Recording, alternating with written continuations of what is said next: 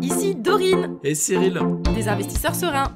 après plusieurs années de travail en tant qu'ingénieur, nous nous sommes lancés en investissement immobilier. Après 5 années d'acquisition, nous étions devenus libres financièrement. Dans ce podcast, nous vous partageons les stratégies et les bonnes pratiques pour développer votre intelligence financière. Dans le but non seulement d'être plus riche sur le papier, mais avant tout pour devenir plus libre et plus heureux. Alors, ouvrez grand vos oreilles et préparez-vous à atteindre vos objectifs.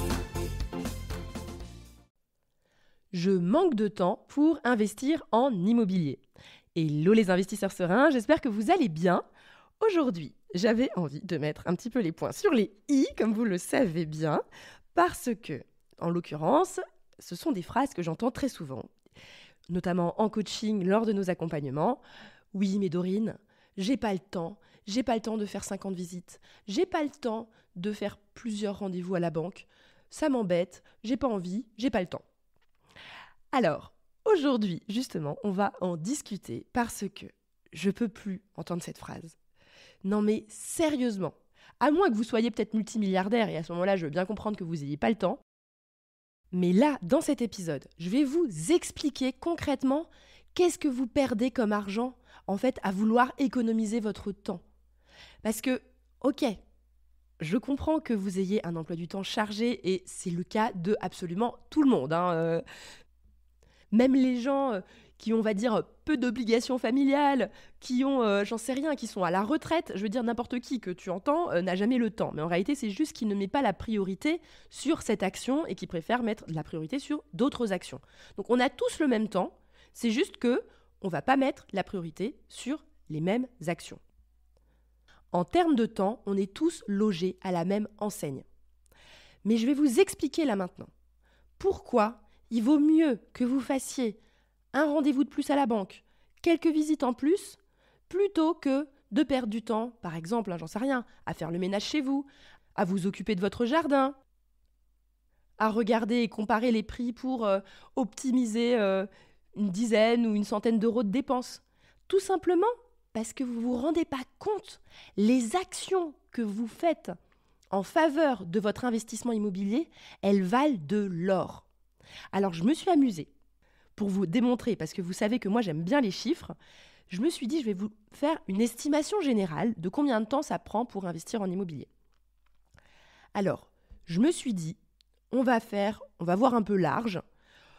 Supposons déjà que vous allez faire 20 visites. Ok, 20 visites de biens immobiliers. Chaque visite dure 2 heures. Alors, imaginez, peut-être que vous pouvez regrouper si jamais c'est loin. Donc, 2 heures x 20, ça fait 40 heures. Donc déjà, vous passez 40 heures à visiter. Ensuite, vous allez faire 10 rendez-vous à la banque parce que vous avez vraiment envie d'optimiser un beau prêt avec peu d'apports, un beau différé pour refaire de la trésorerie, peu importe, mais vous faites 10 rendez-vous et ça prend 2 heures par rendez-vous. Donc là, on en est déjà à 20 heures de plus. Ensuite, on va arrondir. Donc là, on est déjà à 40 plus 20 heures, donc pour les visites et les rendez-vous à la banque. Je vais rajouter 40 heures d'à côté, c'est-à-dire des formations, des recherches, des relances de mails, voilà, des petites actions qu'on doit faire quand on est investisseur.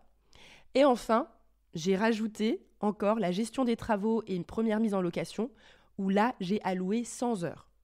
Donc au total, si vous avez suivi, j'ai mis 40 heures de visite, 20 heures de banque, 40 heures d'à côté et 100 heures de gestion de travaux. Ça fait un total de 200 heures. L'idée, c'est juste pour vous rendre compte que voilà, oui, on se dit, waouh, 200 heures, non mais comment je vais faire pour les intégrer dans mon quotidien, déjà tellement chargé? Parce qu'on a l'impression que 200 heures, mais c'est juste énorme. Alors, j'ai fait le calcul rapide pour se rendre compte. 200 heures, c'est 4 heures par semaine pendant 1 an. 4 heures par semaine pendant 1 an, ou on peut aussi se dire, si on veut avancer plus vite, 8 heures par semaine pendant 6 mois. Je sais, ça vous paraît énorme et super difficile de l'intégrer, alors qu'en réalité, si on compte le temps qu'on passe sur les écrans, on le sait très bien que les 8 heures par semaine, on y est large. Mais j'ai juste envie de vous dire, voilà, 8 heures par semaine, c'est pas non plus la fin du monde, même si c'est dur, je dis pas le contraire.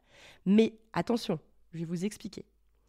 Si jamais vous avez par exemple un projet à 100 000 euros, passer 200 heures pour mettre en place un projet à 100 000 euros, ça équivaut à être payé 500 € de l'heure. Est-ce que ça vous paraît quand même intéressant comme taux horaire?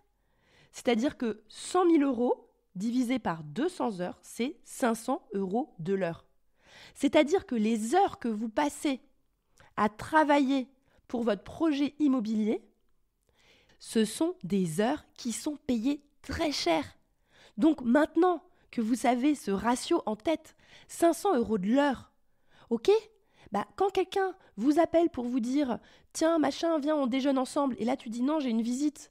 « Ah, mais t'es chiant avec tes visites ?» Tu dis « Oui, mais attends, moi, une visite, je suis rémunérée 500 € de l'heure. » Alors là, tu t'en rends peut-être pas compte parce que concrètement, je touche pas d'argent, mais je suis en train en fait de semer les graines pour que j'ai 100 000 € qui vont être récoltés, entre guillemets, tout seul pendant 20 ans.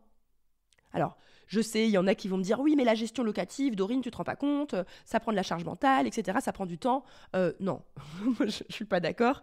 Il y en a plein qui disent ça. Oui, mais l'immobilier, c'est pas tout à fait passif. » Alors, en effet, si vous faites de la location courte durée, je pense que c'est pas tout à fait passif. Même si je pense qu'au bout d'un certain temps, vous êtes capable de déléguer une grande partie. Je sais qu'il y a des grands investisseurs en location courte durée qui délèguent énormément et qui se retrouvent à en faire très très peu. Mais dans tous les cas, si vous êtes en location longue durée, au pire du pire, vous mettez tout sous gestion et vous avez juste à faire un petit check des comptes en banque une fois par mois. Et c'est tout, quoi. Donc, arrêtez de penser que c'est genre l'horreur. C'est pas si compliqué que ça, surtout si vous faites les choses bien. Donc, j'espère que ce que je viens de vous expliquer, ça vous fait vous rendre compte qu'il ne faut pas juste raisonner à ce qu'on gagne tout de suite comme argent. On a l'impression, en fait, quand on fait des actions pour le futur, que ça rapporte rien aujourd'hui. Mais c'est pour ça qu'il faut que vous ayez cette idée en tête. Et là, dans l'exemple que je vous ai fait, je sais, il est hyper simplifié. Vous avez le droit de me dire « Oui, mais ça va prendre plus de temps pour les visites » ou « Les travaux, ça me prend plus ou moins de temps », peu importe comment vous allez faire les choses. Mais ça vous donne un ordre de grandeur. Et concrètement, si vous êtes sur un projet à 100 000 €, c'est que probablement vous êtes moins bien payé que 500 € de l'heure aujourd'hui. Et pour extrapoler encore plus, si vous êtes sur un projet peut-être à 200 000, ça veut dire que vous êtes payé 1 000 € de l'heure. Parce que en général, peu importe la taille du projet, ça prend à peu près le même temps. À peu près. Je sais, peut-être on va dire x2, mais ça vous donne un ordre d'idée. Donc si vous êtes sur un projet à 200 000, une coloc, partez du principe que vous êtes payé 1 000 € de l'heure quand vous êtes en train de travailler sur ce projet. Donc ce sont des heures qui valent mais tellement cher. Donc quand vous vous dites « Ah mais j'ai pas le temps, je préfère regarder un dessin animé », enfin bon j'exagère, un dessin animé, mais vous voyez ce que je veux dire. Je préfère passer du temps à aller au restaurant avec des copines un midi plutôt que d'aller faire une visite. Ouais, mais là c'est juste que tu es en train de t'asseoir encore une fois sur 1 000 € de l'heure. Donc réfléchis-y bien. Voilà, j'espère que cet épisode vous a fait du bien. Vous avez bien compris que même si vous êtes sur un projet à 500 000, là, ça veut dire que vous êtes carrément payé, on va dire, 2 000 €, 2 500 € de l'heure quand vous êtes en train de bosser sur ce projet. Donc, ce sont des heures qui valent énormément d'argent. Tout ce que vous travaillez pour vos investissements, vous allez le récolter plus tard. Enlevez-vous de votre tête que vous n'avez pas le temps aujourd'hui. Franchement, ce sont des heures qui valent de l'or. Donc, vous enlevez d'autres heures où vous perdez littéralement votre temps pour très peu d'argent et vous mettez en priorité votre investissement et vous avancez. Voilà, j'espère que cet épisode du jour vous a fait le plus grand bien, que vous repartez motivé, que à la fin de cet épisode, direct, bam, surtout si vous m'écoutez en journée, vous décrochez votre téléphone et vous faites quelques appels pour planifier quelques visites, ou si vous êtes dans les recherches de prêts bancaires, de vous prendre 2-3 rendez-vous de plus. Franchement, ça mange pas de pain et ça peut vraiment améliorer votre investissement. Et là, en fait, on parle de gros argent. Ok ? C'est quand même des grosses sommes un investissement immobilier, donc ça vaut vraiment la peine.